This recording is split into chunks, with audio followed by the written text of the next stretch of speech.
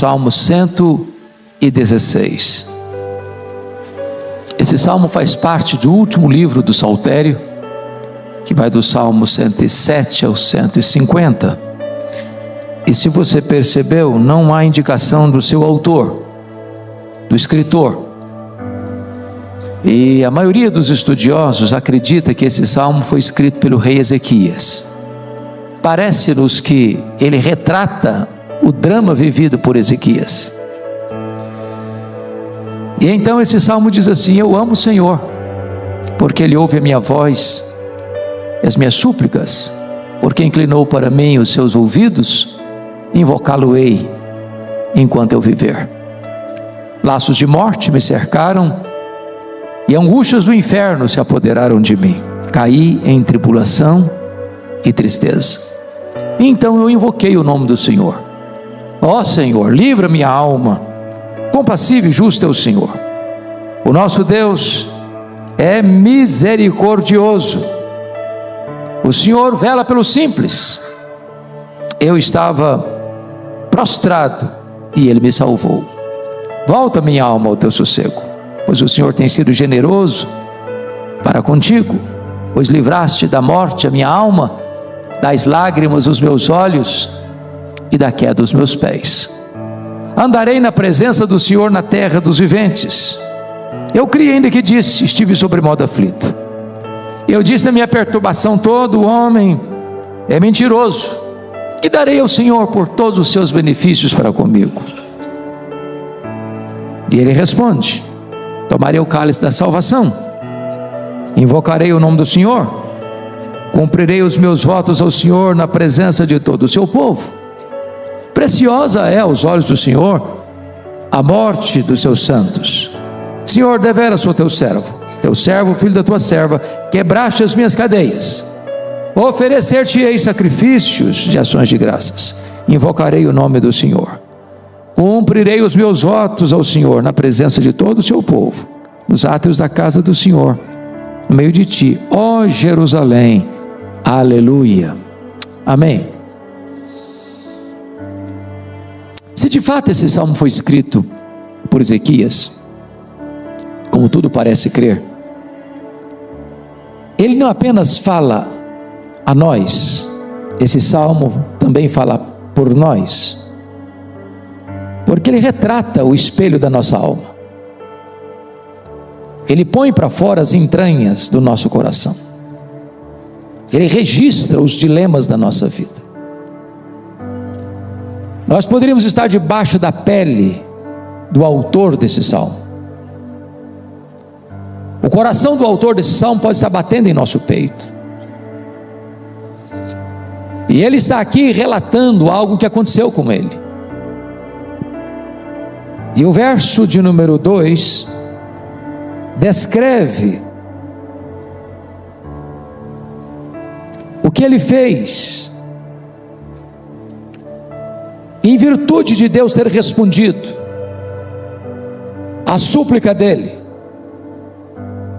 porque agora ele vai relatar para nós o que ele viveu. O verso 3 deixa isso claro para nós.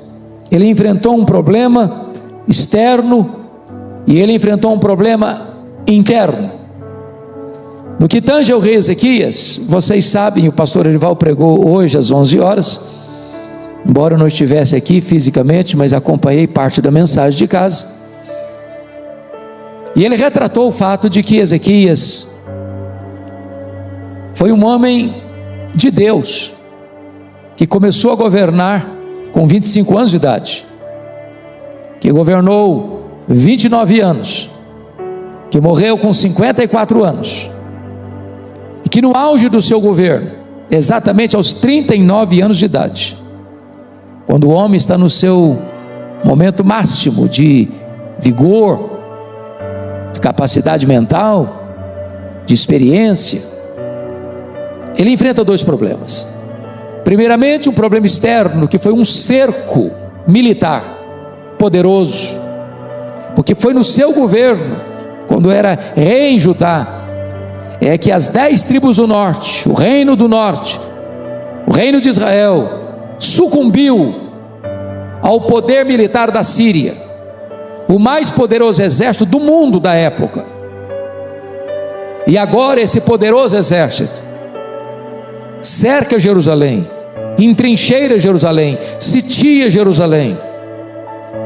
E Jerusalém não tem capacidade, o rei Ezequias não tem capacidade de resistir de um enfrentamento militar. Não tem tempo, não tem estratégia, não tem sequer homens suficientes para enfrentar aquele grande cerco. Mais do que isso, a Síria, através de seu comandante, traz uma afronta a Israel, a Judá, a Jerusalém, e dizendo para o rei: pode se render, porque Deus nenhum consegue livrar você da minha mão. Esse era um problema insolúvel. Como é que Ezequias venceu? Pela oração. E apresentou o caso a Deus. E Deus não precisou de muito tempo. Deus escalou apenas um anjo. Apenas um anjo. E esse anjo matou 185 mil soldados assírios ao redor de Jerusalém. E a ameaça frustrou-se. E Deus poupou Jerusalém, em resposta à oração de Ezequias. Mas agora Ezequias está enfrentando um segundo problema. É interno. Ele tem uma úlcera, um problema no estômago. E os médicos não conseguem resolver. Ele é um homem rico, ele é um homem poderoso. Ele podia ter recorrido aos melhores recursos da medicina do seu tempo, mas nada resolveu o problema. Até o dia que Deus manda o profeta Isaías na sua casa com um recado: ponha em ordem a tua casa, porque morrerás e não viverás. E agora esse homem tem poder nas mãos. Ele tem ouro, tem prata, tem influência, mas a vida dele chegou ao fim. A sentença do próprio Deus: você vai morrer aos 39 anos de idade, com tantos sonhos, com tantos projetos. E diz a escritura que sobrou para esse rei apenas uma parede, e para a parede ele se voltou e orou fervorosamente, e chorou copiosamente, e Deus respondeu rapidamente. O profeta Isaías não tinha saído da cidade ainda, quando o Senhor disse para ele: volta lá e dize a Ezequias, príncipe do meu povo, que eu vi as suas lágrimas, que eu ouvi a sua oração, e que eu o livrarei do poder da Síria, e o curarei, e lhe darei mais 15 anos de vida. E Deus mexe na estrutura do universo para atender a oração de Ezequias, um grande milagre. E ele relata isso no versículo 3: laços de morte me cercaram, e angústias do inferno se apoderaram de mim, caí em tribulação e tristeza. Chama a sua atenção para esse ponto.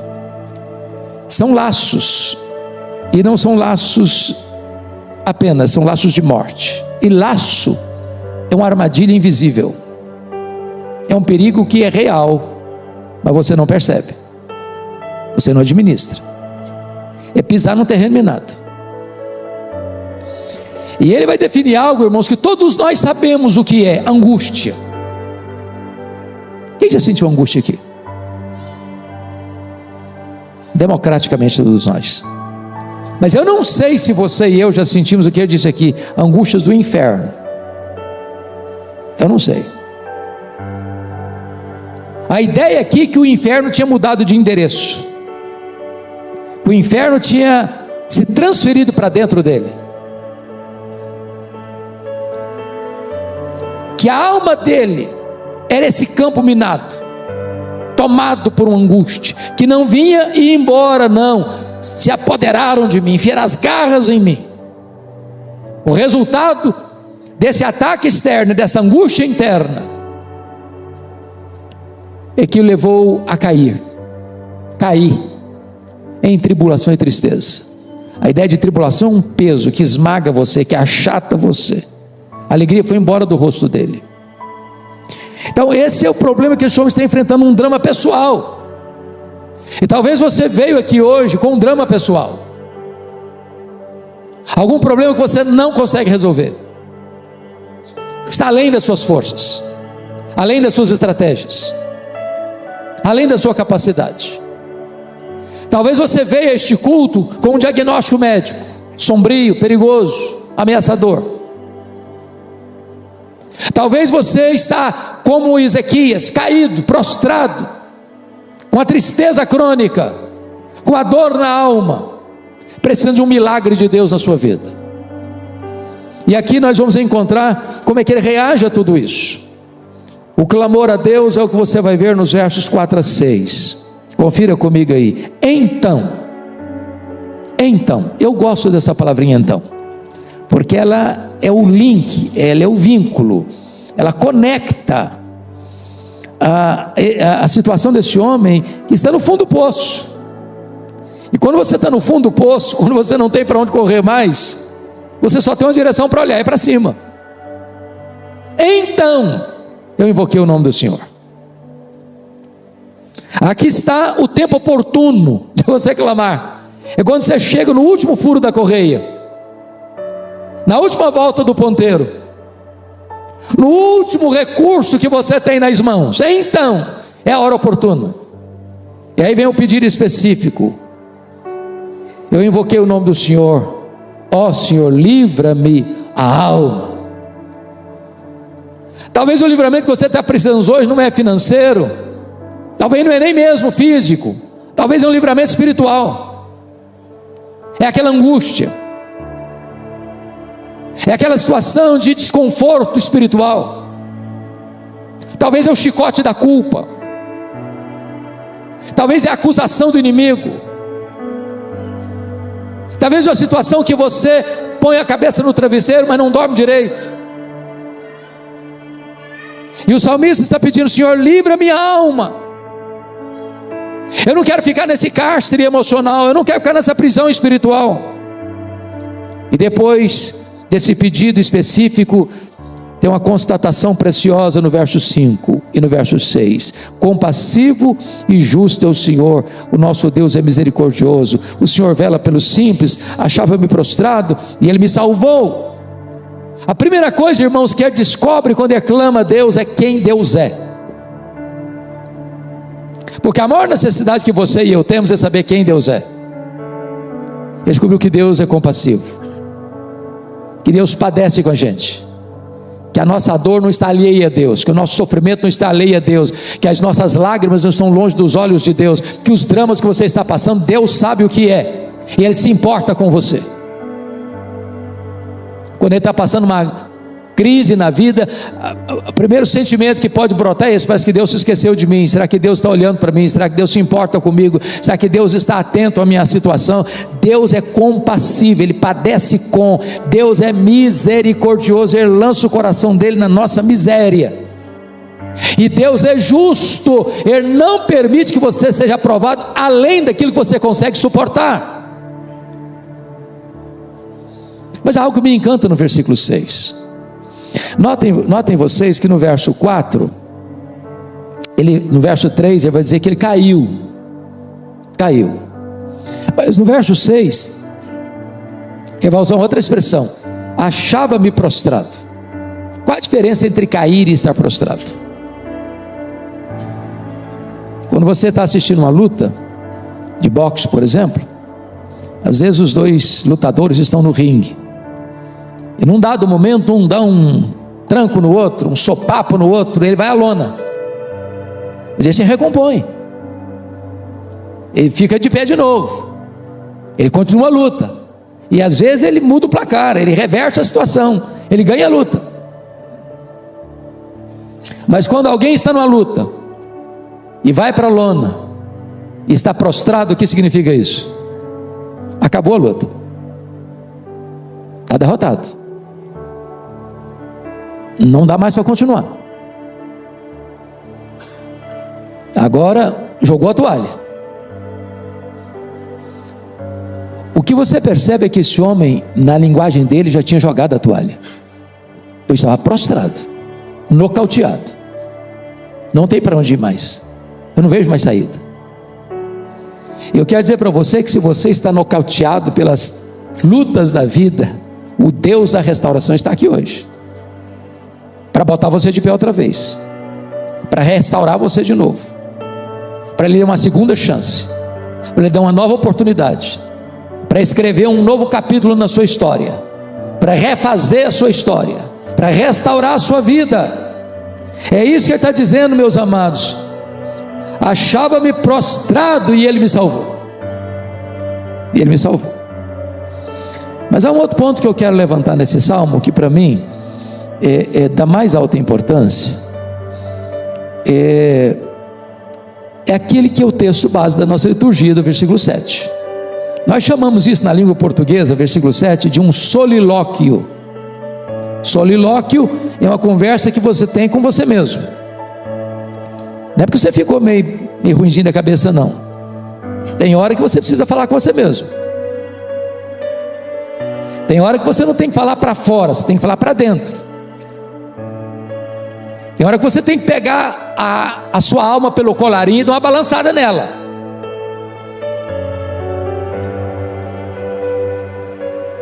Tem hora que você tem que ser duro, não é com as pessoas não, é com você mesmo. Isso é uma conversa no espelho. E ele está dizendo assim para a sua alma: volta, minha alma, ao teu sossego, pois o Senhor tem sido generoso para contigo. O que está acontecendo aqui? Eu acho que esse versículo para mim é um dos manuais mais excelentes de psicologia humana. Porque nós aqui, pela graça de Deus, se não todos nós, a maioria de nós aqui já teve uma experiência com Jesus, já nasceu de novo. Gente que tem o nome no livro da vida, tem o Espírito Santo. Convenhamos, você é crente, alguma vez você ficou assim, perturbado, desassossegado? Ou só acontece isso comigo?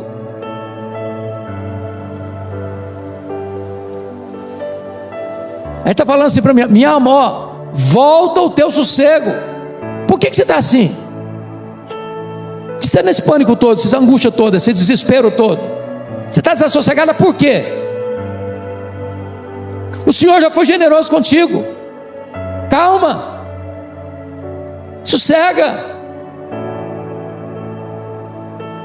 volta ao teu sossego, aproprie-se das promessas, saiba o que Deus já fez por você, saiba que os seus pecados estão perdoados, saiba que você já foi justificado, saiba que nenhuma condenação há mais para você que está em Cristo Jesus, saiba que o seu nome está escrito no livro da vida, saiba que você já está selado com o Espírito Santo da promessa, saiba que Deus nunca vai desamparar você, saiba que ainda que todos te abandonem, Deus jamais vai abandonar você. Tome posse disso, creia nisso, volta ao teu sossego. Quem está precisando bater um papo consigo mesmo aqui? Hoje eu estou precisando, na audiência com ninguém, né? Eu preciso sentar lá no meu quarto, quietinho. Senhor, agora eu vou conversar comigo mesmo. Volta, minha alma, ao teu sossego.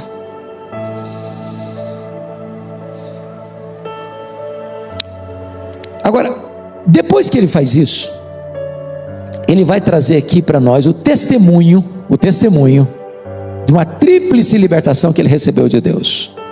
Olha o versículo 8 comigo: pois livraste da morte a minha alma, das lágrimas dos meus olhos, da queda dos meus pés. São 3 livramentos aqui. Primeiro, o livramento espiritual: livraste da morte a minha alma. Se você entrou aqui hoje e ainda não tinha convicção de que seus pecados estão perdoados, hoje você pode sair daqui com a sua alma liberta. Você pode sair daqui perdoado. Você pode sair daqui hoje tomando posse da salvação da vida eterna. A segunda libertação é a libertação emocional: livraste das lágrimas dos meus olhos. Preste atenção nisso. Deus não apenas consola você, Deus estanca a causa do seu choro. Porque não basta apenas você parar de chorar agora. Se você não estancar a hemorragia que está provocando esse choro, o que é que está fazendo você chorar? Quais são as causas das suas lágrimas? está na hora de fechar essa torneira. E Deus pode fazer isso, e enxugar suas lágrimas, e livrar seus olhos das lágrimas.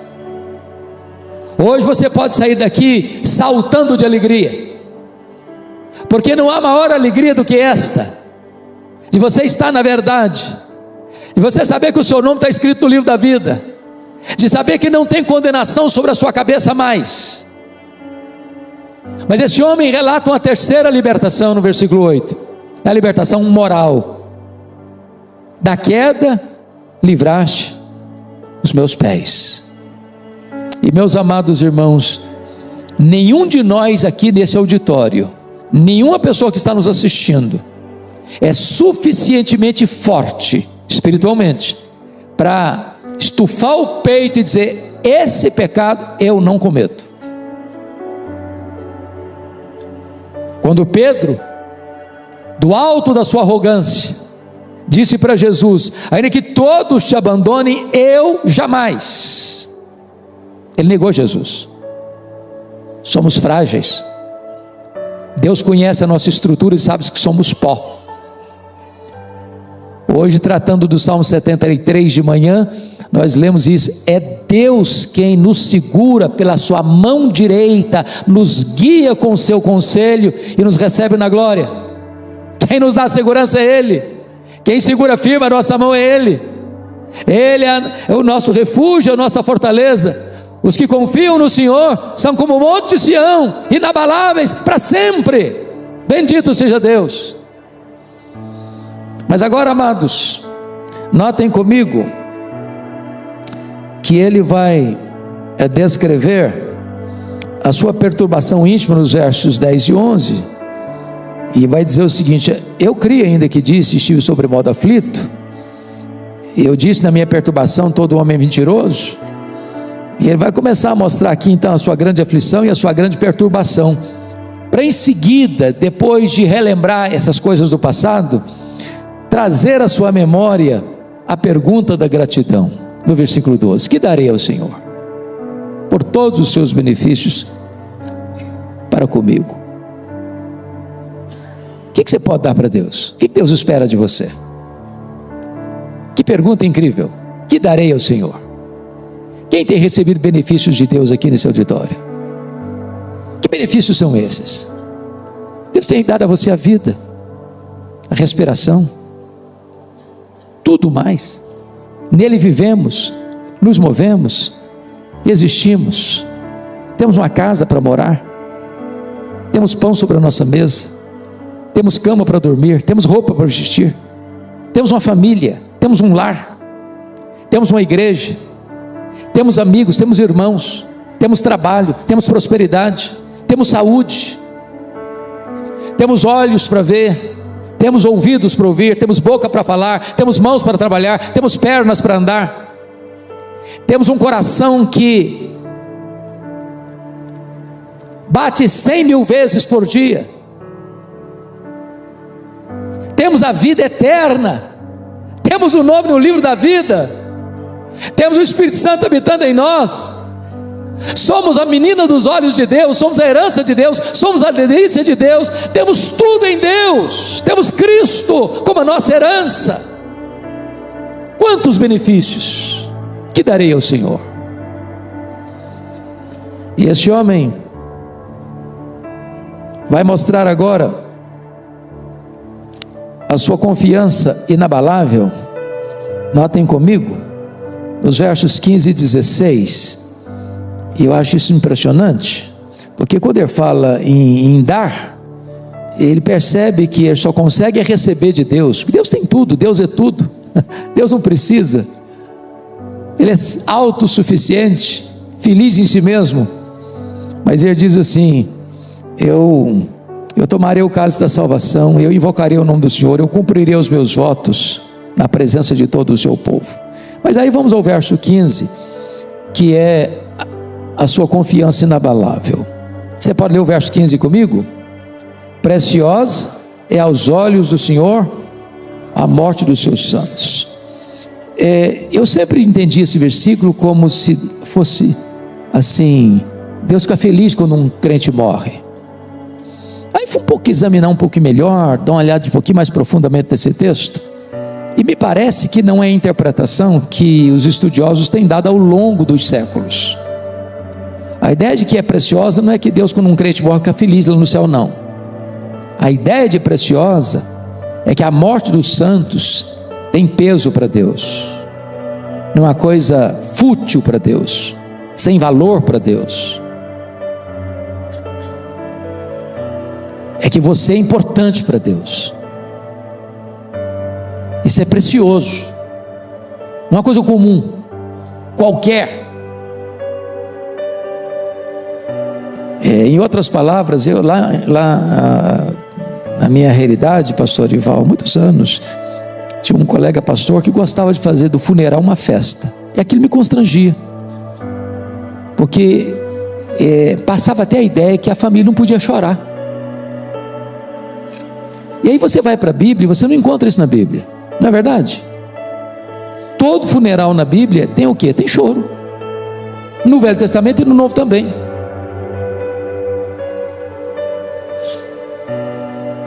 Então não é que quando um crente morre, vamos fazer festa porque o crente morreu.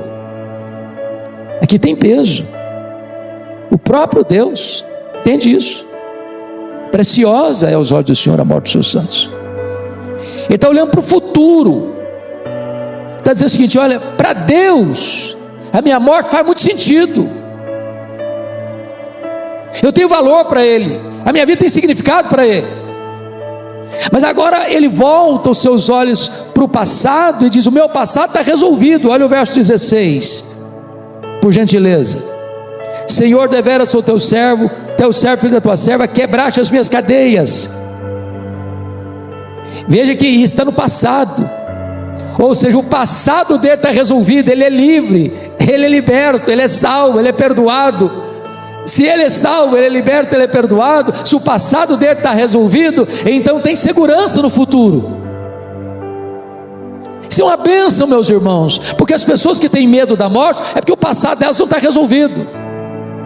Se o seu passado não está resolvido, e não se resolve o passado com terapias, com técnicas de psicologia moderna, nem mesmo com a introjeção para dentro das cavernas da sua alma, você resolve o seu passado colocando o seu passado sob o sangue do Cordeiro. Ele perdoou os meus pecados, Ele quebrou as minhas cadeias, eu sou livre em Cristo Jesus. Mas me permita concluir.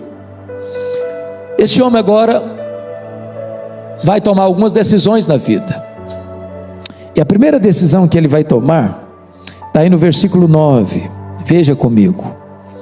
Ele diz assim: andarei na presença do Senhor na terra dos viventes.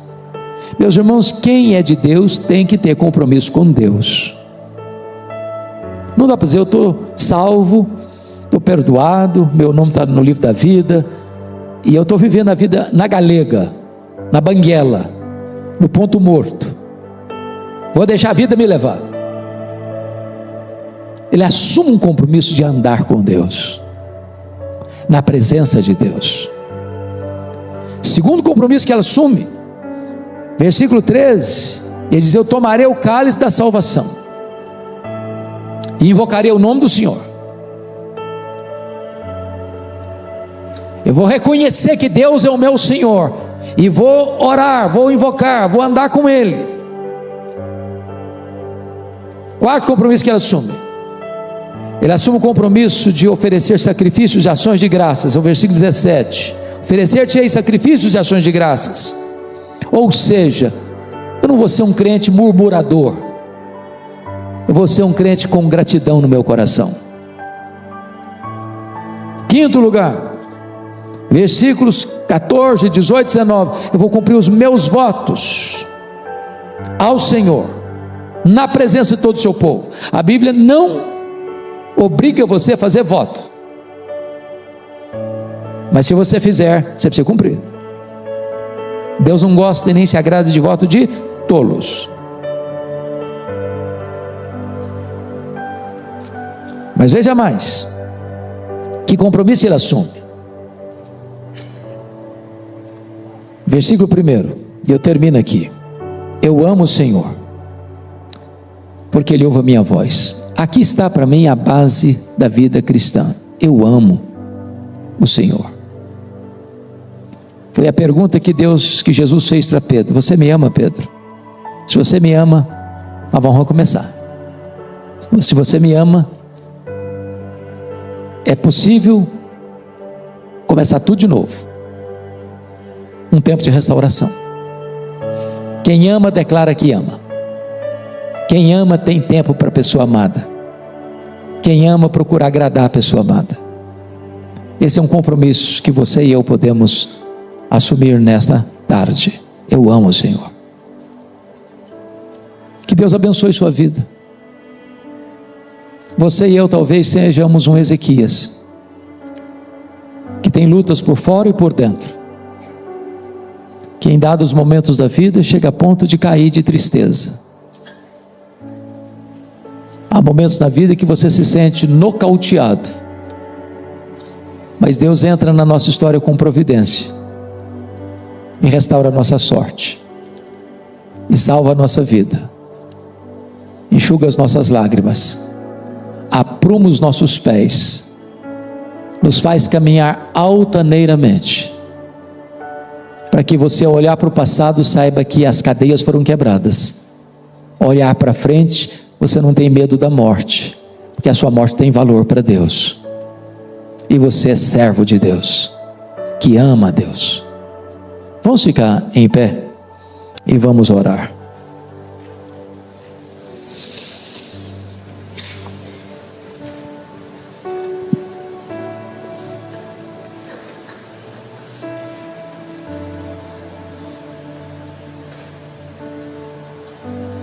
Quem hoje precisa de uma intervenção de Deus na sua vida?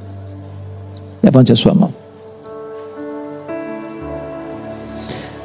Senhor, nós estamos na tua casa, na tua presença,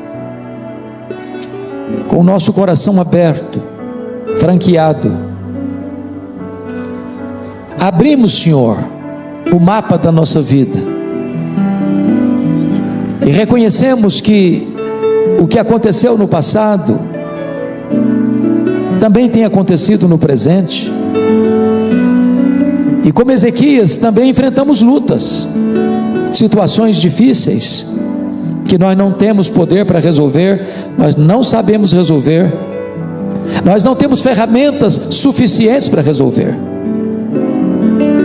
Há momentos, Senhor, que nós lidamos com problemas de enfermidade, que o melhor da medicina de São Paulo ou do mundo não tem uma resposta, não tem uma solução.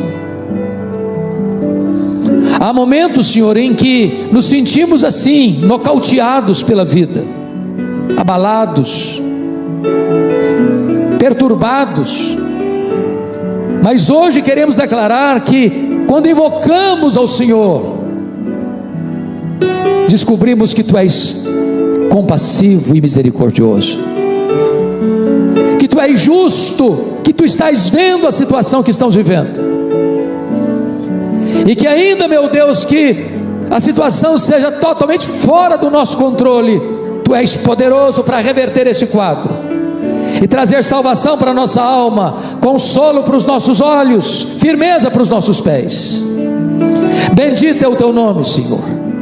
E eu te peço nesta tarde que Tu visites cada coração aqui, aquele que entrou aqui hoje triste, que o Teu Espírito traga vestes de louvor em vez de espírito angustiado.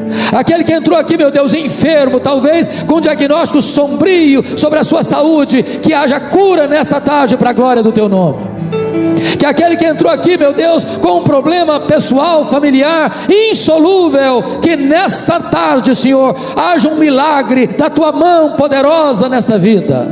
Que aquele que entrou aqui, Senhor, ainda sem conhecer-Te como Deus vive pessoal, que estas tardes sejam uma tarde de salvação. Ah, meu Deus, Tu és o mesmo Deus de Ezequias, que ouviu a sua oração, que viu as suas lágrimas, que o curou, que o libertou. Faça o mesmo, Senhor, ainda hoje, para a glória do Teu nome. É a nossa oração em nome de Jesus. Aleluia. Amém.